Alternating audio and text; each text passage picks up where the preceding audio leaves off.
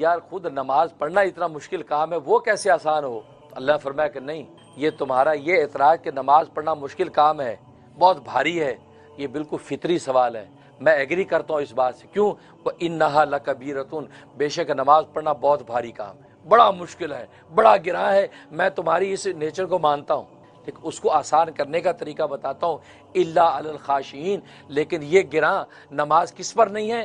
جو خاشعین ہیں، اللہ تبارک و تعالی سے جو ڈرنے والے ہیں، ان پر نماز آسان ہو جاتی ہے۔ اللہ اکبر، ان پر آسان ہو جاتی ہے۔ بس تم اللہ سے ڈرنا سیکھ لو، جب فکر آخرت جب تم سیکھ لو گے تو تمہارے لیے نماز آسان، تمہارے لیے روزہ آسان، تمہارے لیے صبر کرنا آسان۔ تو گویا کہ اللہ تبارک و تعالی نے استعانت بھی صبر و صلات کے ساتھ ساتھ صبر و صلات کو حاصل کرنے کا طریقہ بتا دیا کہ صبر و صلات کو حاصل کرنے کا طریقہ یہ کہ تم خاشعین میں شامل ہو جاؤ، یعنی اللہ سے ڈرنے والے بن جاؤ۔ اور جب اللہ سے ڈرو گے تو اللہ کے سامنے پیش ہونے کا تمہیں جب خوف ہوگا، اور وہاں اس نماز اور روزے کے سوال کی جواب دہی ہوگی، تو تم نماز پڑھنے لگ جاؤ گے کہ یار اللہ کو کیا جواب، روزہ رکھنے لگ جاؤ گے یار اللہ کو کیا جواب دوں گا۔ تو گویا کہ یہ خوف آخرت جو ہے یہ تمہاری نماز کو آسان کر دے گی۔ اس لیے الا علی الخاشعین، نماز بے شک مشکل اور بھاری ہے، ہم مانتے ہیں، تمہیں جو بھاری لگے بالکل صحیح ہے، لیکن الا علی الخاشعین، خاشعین پر مشکل نہیں، ڈرنے والوں پر مشکل۔ اب خاشعین کون لوگ ہیں؟ فرمایا کہ الذین یظنون انہم ملاقو ربہم، کہتے خاشعین وہ لوگ ہیں جو گمان رکھتے ہیں کہ وہ اپنے رب سے ملنے والے ہیں، وہ یہ گمان رکھتے ہیں کہ اللہ سے ہماری ملاقات ہونے والی ہے، جب اللہ سے ملاقات ہوگی تو اللہ تبارک و تعالیٰ کے سامنے کیا جواب دیں گے۔ تو یہاں سوال پیدا ہوا کہ یہاں یہ فرمایا کہ خاشعین وہ لوگ ہیں کہ جو اللہ سے ملنے کا گمان رکھتے ہیں، یقین نہیں کہا، یقین کہنا چاہیے تھا نا، یقین نہیں ہے گویا کہ ان کو اللہ سے ملنے کا، صرف گمان ہے۔ کیا مطلب؟ یہ یقین کا لفظ الذین یقینون کیوں نہیں کہا؟ کہ ان کو یقین ہے کہ اللہ تبارک و تعالی سے ہماری ملاقات ہونی، اور واقعی یقین ہوتا ہے ہر مومن کو، لیکن یہاں گمان کیوں کہا؟ گمان ہے ان کو کہ اللہ سے ہماری ملاقات ہوگی۔ یہ سوال سمجھ میں آ گیا؟ تو جواب اس کا یہ ہے کہ اصل میں اللہ تبارک و تعالی نے یہ فرمایا کہ دیکھو آخرت کا صرف گمان بھی تم رکھ لو گے کہ یار ہماری اللہ سے ملاقات ہونے والی ہے، اس گمان پر ہی نماز آسان ہو جائے گی، اور یقین اگر ہو گیا تو پھر تو بات ہی کیا ہے، سبحان اللہ۔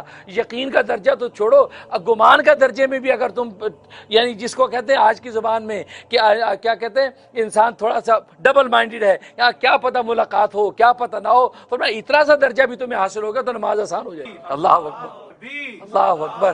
کیونکہ انسان رسک نہیں لیتا، اور دنیا میں کتنے کام رسک کی وجہ سے نہیں کرتا۔ رسک، یار رسک ہے، آپ کے سامنے پانی کا پیالہ ہو، ایک آدمی کا یار دیکھو یہ پانی بالکل صاف شفاف ہے، میں ابھی بھر کے لایا ہوں کولر پہ، دوسرا کہا نہیں اس کے اندر زہر کا قطرہ ڈالا ہے، کیا خیال آپ پیئیں گے؟ حالانکہ دونوں برابر کے ہیں۔ ایون ہے کہ جو زہر کہنے والا عام آدمی ہو، گھٹیا آدمی ہو، اور ادھر کہنے والا اللہ کا نیک بندہ ولی ہو، تو آپ کیا کریں گے؟ کہا کہ جی حضرت صاحب چھوڑو میں نہیں پیندا۔ وہ حضرت صاحب قسمیں کھا رہے، اللہ کی قسم پی لو یار بالکل صحیح ہے، یہ ایون نالائق ایسے کہہ رہا ہے، آپ کیا کہیں گے؟ ٹھیک ہے حضرت صاحب کوئی نہیں، مجھے پیاس ہی نہیں۔ اب کیا بات، یہ آپ اتنا سے رسک لینے کو تیار نہیں، ویسے اور کوئی عنوان ہوتا اور فوراً اس کو کہتے ہیں نالائق، یہ حضرت صاحب جھوٹ بول رہے ہیں، دفعہ ہو، یہ کہتے نا۔ اب جب جان کا مسئلہ آیا تو آپ رسک لینے کو تیار نہیں ہیں، آپ معمولی سے کیا ہو گئے، ڈبل مائنڈڈ ہو گئے کہ یار کیا پتہ زہر ہو بھائی۔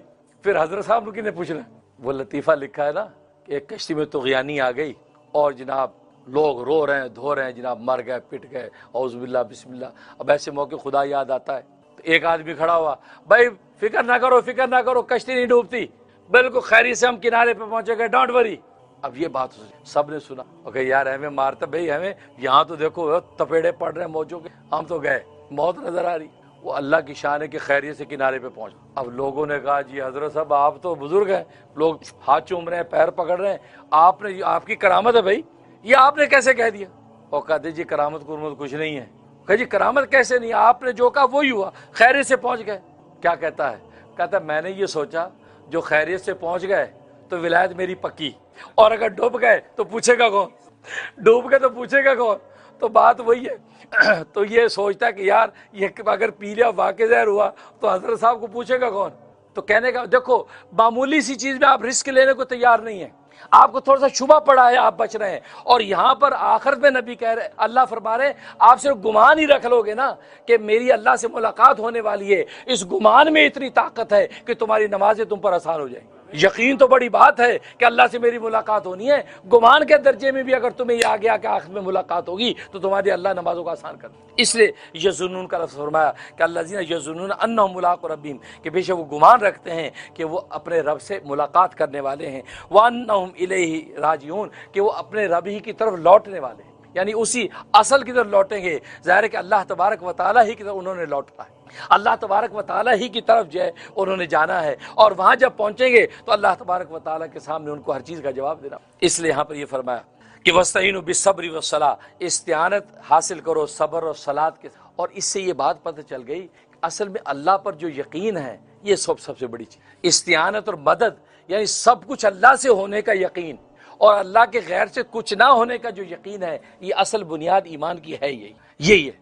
اور اس کے حصول کے لیے صبر اور صلاۃ، صبر اور صلاۃ جو ہے یہ اس کے حصول کے لیے آپ کے پاس کوئی ٹول ہے، اس ٹول کو آپ یوز کریں گے تو اللہ تبارک و تعالیٰ اپنی استعانت کا لطف عطا فرما دے گا۔ اور نبی کریم صلی اللہ علیہ وسلم استعانت نماز کے جیسے حاصل کرتے تھے، معمولی مشکل تکلیف آئی اللہ اکبر کر کے نماز میں کھڑے ہو، طوفان آدھی کے آثار دیکھ کے، عذاب کے آثار دیکھ کے اللہ اکبر کر کے نماز میں کھڑے ہو گئے، چاہے سورج گرہن ہوا اللہ اکبر کر کے نماز میں کھڑے ہو گئے۔ تو گویا کہ دنیا کے اندر ایسے حالات جب بھی پیدا ہوں آپ فوراً نماز کے اندر کھڑے ہو جائیں اور اللہ تبارک و تعالیٰ سے رابطہ جوڑ دیں، تو اللہ تبارک و تعالیٰ تمہاری اس مصیبت میں آسانی کر دے۔ اب سعید ابن معلہ یہ صحابی ہیں تو گویا کہ اس کو نقل کر رہے ہیں، فرمایا قال، وہ کہتے کنت اصلی فی المسجد، کہا کہ میں مسجد میں نماز پڑھ رہا تھا۔ اب وہ پورا واقعہ بیان کر رہے ہیں، میں مسجد میں نماز پڑھ رہا تھا، فدعانی رسول اللہ صلی اللہ علیہ وسلم، کہ رسول اللہ صلی اللہ علیہ وسلم نے مجھے پکارا، مجھے بلایا، فلم اجیب ہو، میں نے کوئی جواب نہیں، کیونکہ سعید بن رسول اللہ نماز پڑھ رہے تھے، نماز میں تھے، آپ نے پکارا یا ابا سعید مثلا کہا ہوگا، کوئی جواب نہیں آیا، فلم اجیب، میں نے جواب نہیں۔ جب نماز سے فارغ ہوا جا کے پیش ہوا، فقلت یا رسول اللہ، میں نے کہا یا رسول اللہ انی کنت اصلی، یا رسول اللہ میں نماز پڑھ رہا تھا اس لیے میں نے جواب نہیں دیا، نعم نہیں بولا، یا لبیک یا رسول اللہ کہہ کے حاضر نہیں ہوا کہ میں نماز پڑھ رہا تھا۔ اللہ اکبر، فقال، پس رسول اللہ صلی اللہ علیہ وسلم فرمایا الم یقل اللہ، کیا اللہ نے یہ نہیں کہا، ان قرآن کی آیت کا حوالہ دے رہے کہ اللہ نے یہ نہیں کہا تم لوگوں کو، کیا کہا، استجیبوا للہ والرسول اذا دعاکم، جب اللہ اور اللہ کے رسول تمہیں بلائیں ہیں، جب تمہیں بلائیں فوراً اس کی بات کا جواب دو، فوراً جاؤ۔ تم نے یہ آیت نہیں پڑھی، اللہ نے تو یہ کہا استجیبوا، جواب دو، فوراً حاضر ہو جا، لبیک کہو جب اللہ پکارے اور اللہ کا رسول پکارے، اذا دعاکم جب اللہ اور اللہ کا رسول پکارے تمہیں، لما یحییکم، آگے آیت میں الفاظ موجود ہے، اس میں سے نقل نہیں کی امام، لما یحییکم ایسی چیز کی طرف پکارے کہ جس سے تمہیں حیات اور زندگی ملتی ہے، وہ زندگی اور حیات دینے کا جو سبب ہے وہ اس کی طرف تمہیں پکاریں، تو کیا تم نے یہ نہیں پڑھا کہ فوراً بات کا جواب دو، لبیک کہو؟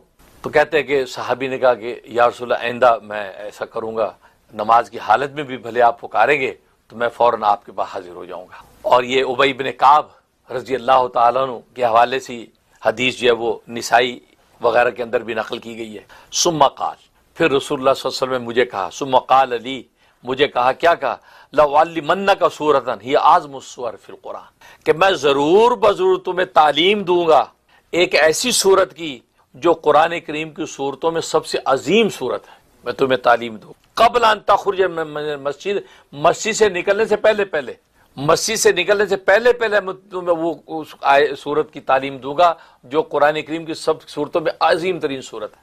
یہ بات کہی، ثم اخذ بیدی، پھر میرا ہاتھ پکڑ لیا رسول اللہ صلی اللہ علیہ وسلم نے، فلما اراد ان یخرج، پس جب ارادہ کیا کہ مسجد سے نکلیں، تو ظاہر ہے کہ صحابی کی دماغ میں تھا کہ مجھ سے تو وعدہ کیا تو سو بتا نہیں ہے، نکلنے لگے ہیں، تو فرمایا کہ ارادہ کیا کہ نکلے، تو قلت لہو، تو میں نے فوراً عرض کیا کہ الم تقل، اے اللہ کے حبیب آپ نے یہ نہیں کہا تھا کہ لو علمنک سورۃ ہی اعظم السور من القرآن، کہ میں ضرور بضرور تجھے تعلیم دوں گا ایک ایسی صورت کی جو قرآن کریم کی سب سے عظیم صورت ہے، تو آپ نے یہ وعدہ کیا تھا، تو گویا کہ مجھے وہ صورت اب بتائیے، یاد دہانی کرا رہے ہیں۔ قال، رسول اللہ صلی اللہ علیہ وسلم نے فرمایا الحمدللہ رب العالمین، مطلب یہ صورت، یعنی سورت فاتحہ کا تذکرہ کر دیا، الحمدللہ رب العالمین جو صورت ہے، یہ سب المثانی، یہ جو سورہ فاتحہ یہ سب المثانی ہے، یعنی اس کا نام سب المثانی ہے، والقرآن العظیم، اور اس کا نام قرآن عظیم ہے، اللہ جی اوتیتہ، جو مجھے دی گئی ہے، مجھے یہ سورت جو اللہ کی طرف سے عطا کی گئی۔ اس سے تو احادیث میں آتا ہے سورت فاتحہ جیسی صورت پوری آسمانی کتابوں میں کسی کتاب میں ایسی صورت نہیں، نہ تورات میں، نہ انجیل میں، نہ زبور، نہ صحائف شیش میں، نہ صحائف ابراہیمیہ میں، کسی میں نہیں۔ تمام کتب سماویہ میں کسی میں اس شان کی اس طرح کی صورت نہیں، اور یہاں تک کہ خود قرآن کریم میں بھی اس شان کی کوئی صورت نہیں ہے۔ حدیث فرمایا کہ خود قرآن کریم میں بھی اس شان کی کوئی صورت نہیں ہے، اتنی اعظم القرآن، اتنی زبردست صورت ہے۔ اس نے کہا قرآن العظیم، اس کا نام ہی قرآن العظیم ہے۔ اللہ اوتی تو جو مجھے عطا کی گئی ہے، کسی اور پیغمبر کو اس شان کی کوئی صورت نہیں ملی۔ یہ حدیث جو ہے وہ صحابی نے نقل کی، اور امام بخاری رحمہ اللہ تعالی نے کتاب التفسیر کے نیچے اس کو نقل فرمایا۔